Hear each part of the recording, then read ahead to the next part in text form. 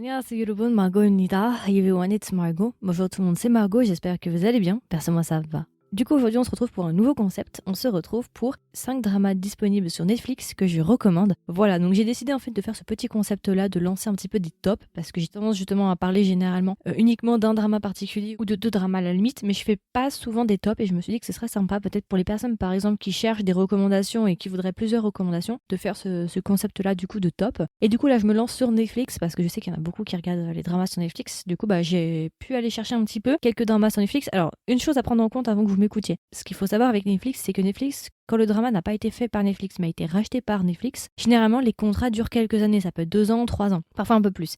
Au moment où vous écoutez cet épisode-là, moi, ces dramas-là dont je vais vous parler ici sont disponibles sur Netflix. Mais rien ne me dit que dans 4 ou 5 ans, si vous écoutez cet épisode-là, les dramas sont toujours sur Netflix. Par contre, peu importe s'ils sont sur Netflix ou pas, ça reste quand même des dramas que je vous recommande, donc peu importe la plateforme. Mais voilà, je veux juste vous prévenir, si vous m'écoutez dans 4 ou 5 ans et que le drama n'est plus sur Netflix, bon bah voilà quoi, c'est que les contrats ont expiré. Mais en tout cas, au moment où je vous parle, ces dramas-là sont toujours disponibles sur Netflix. Bien évidemment, tous les titres des dramas dont je vais parler ici seront disponibles en description de cet épisode-là. Et puis voilà, écoutez, je pense qu'on peut directement commencer par mon premier drama spécial Netflix que je recommande.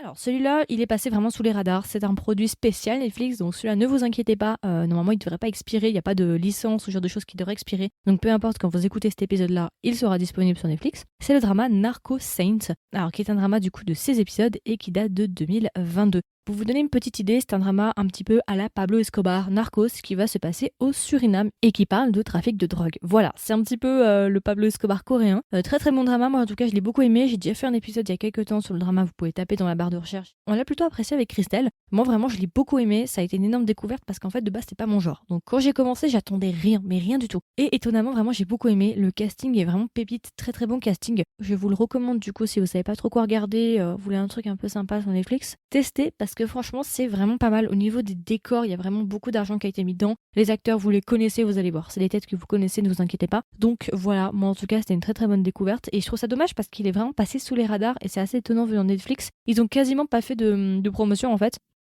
Deuxième drama que je vous recommande, celui-là c'est un de mes bébés, c'est vraiment ma pépite, je l'adore, c'est vraiment un petit drama que j'aime beaucoup, c'est le drama Renon, voilà, un drama coréen. Si jamais tous les dramas dont je vais vous parler, ce sont des dramas coréens, si jamais j'ai pas précisé, mais c'est que des dramas coréens, donc voilà. C'est un drama coréen de 16 épisodes qui date de 2022, spécial JTBC, et est disponible sur Netflix. Donc celui-là, attention pour la licence peut avoir expiré. Très très bon drama avec Kim Shi-wan à l'intérieur, je sais pas si vous le connaissez, et Shin Se-young.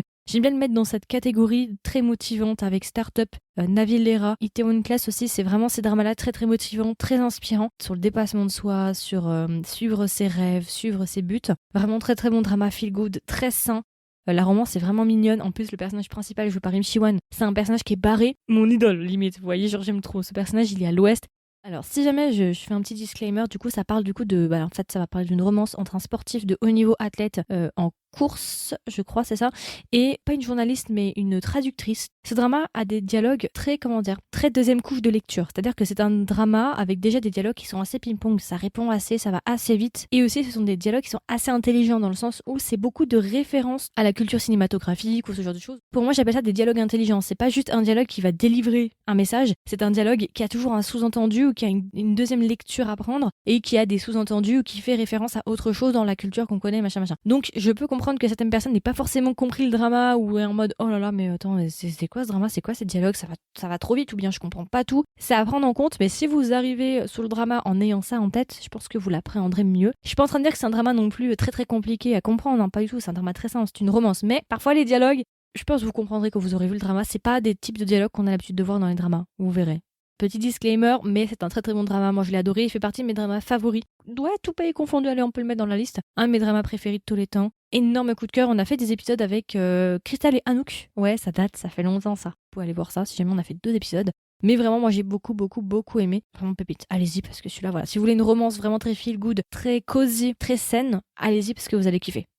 Ok, alors là, du coup, troisième drama, je ris parce que ça n'a rien à voir. Là, je vais vous faire un choc thermique, clairement. J'ai envie de vous recommander le drama Yena. Drama clairement, extrêmement sous-coté. Vraiment que très peu de personnes regardent. Je peux vous le dire maintenant, allez-y. Voilà, n'ayez pas peur. Même si vous voyez l'affiche et vous dites, putain, mais c'est quoi ce truc chelou?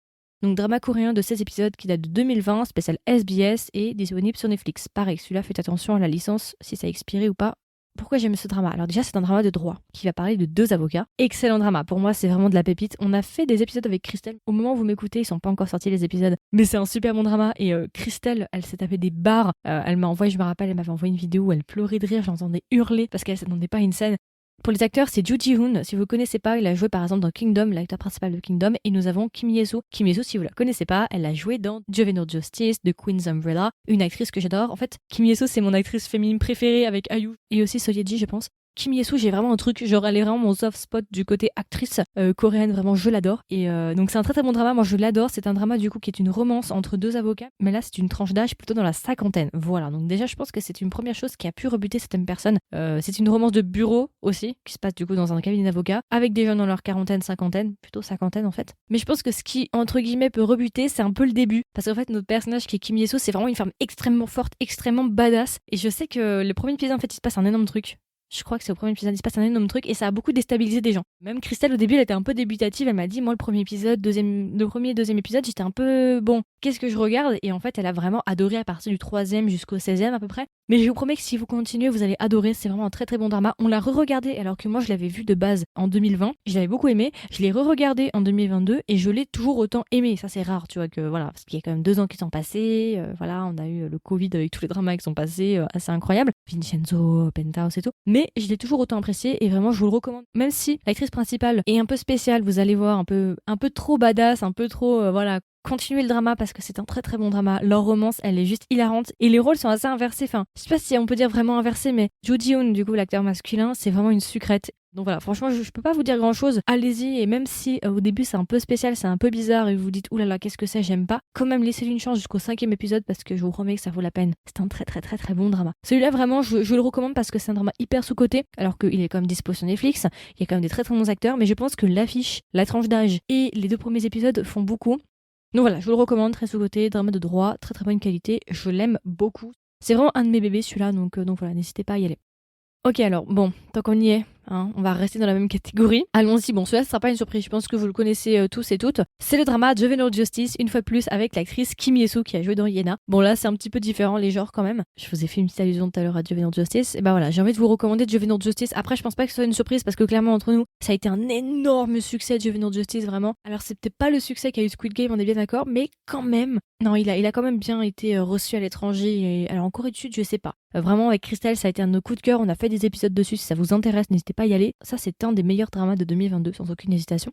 Donc, drama coréen de 10 épisodes qui date de 2022. Et celui-là est spécial Netflix. Donc, ne vous inquiétez pas pour les licences. Celui-là, peu importe quand vous cherchez ce drama, il sera toujours disponible. Excellent drama qu'on a adoré. Pareil, drama de droit. Alors, c'est vrai qu'on en a parlé dans l'épisode, mais je peux vous le dire rapidement.